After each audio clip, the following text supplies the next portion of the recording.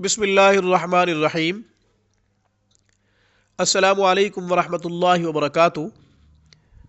روحانی کلیننگ.com میں ہم آپ کو پھر سے خوش آمدید کہتے ہیں ایک نئے مسئلے کے ساتھ۔ مسئلہ بہت اہم ہے، یعنی بے اولاد خواتین و حضرات کافی پریشان، کافی مایوس، کبھی کہا مارے مارے پھرتے ہیں، کبھی کہا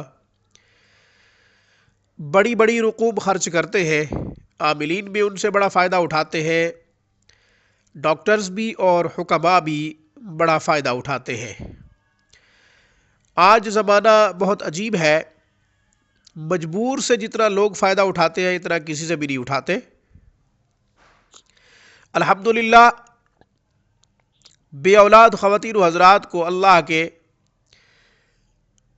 پیارے پیغمبر رسول اللہ صلی اللہ علیہ وسلم نے تنہا نہیں چھوڑا۔ ان کے لیے قرآن کریم میں بھی آیات مبارکہ موجود ہے، جو وہ پڑھے تو انشاءاللہ ان کو اولاد کی نعمت سے نوازا جائے گا۔ ابراہیم علیہ السلام کی دعا، حضرت زکریا علیہ السلام کی دعا موجود ہے قرآن کریم میں۔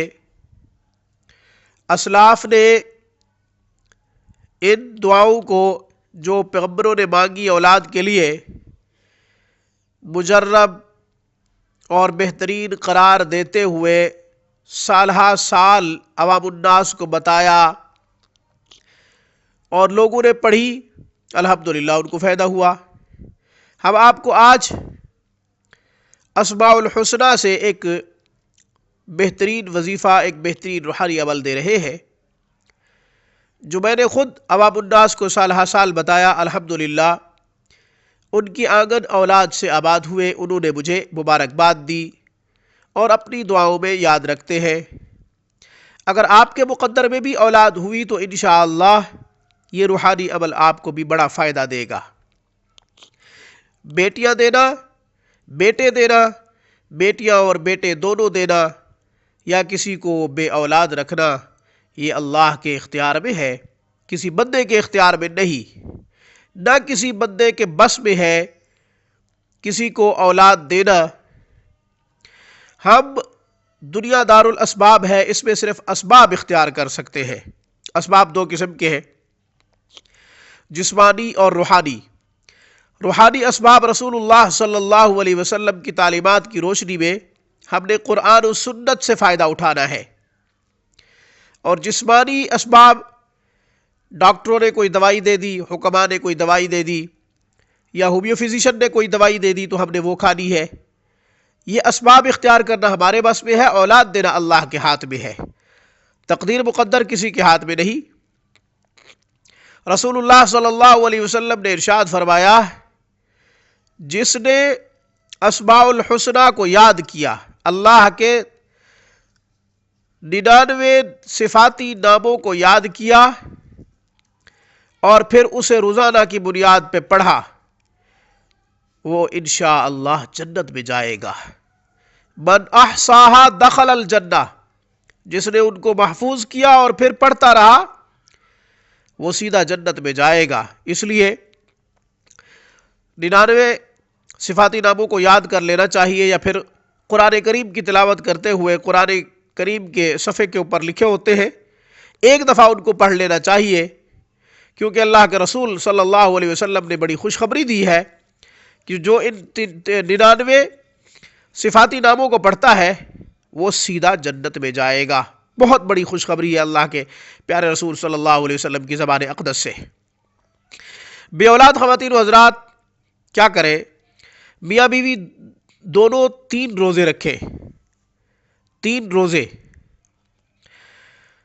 2 روٹیاں ہوں سحری کے وقت، جتنی کھائے دونوں وہ ان کی مرضی ہے، لیکن جو وظیفہ ہے، روحانی عمل ہے، وہ 2 روٹیوں پر ہے۔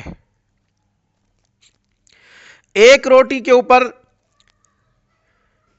لکھ کر بیوی کھائے گی، دوسری روٹی پر لکھ کر خاوند کھائے گا۔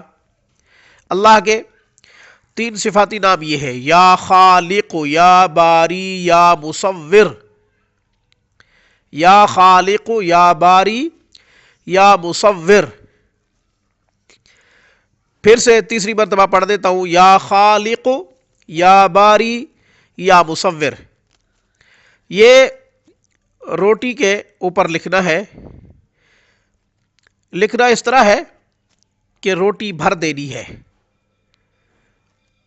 دونوں روٹیوں کو بھر دینا ہے، یعنی جتنی مرتبہ بھی آ جائے یہ تینوں نام آپ نے روٹی پر لکھنا ہے اور بھر دینا ہے.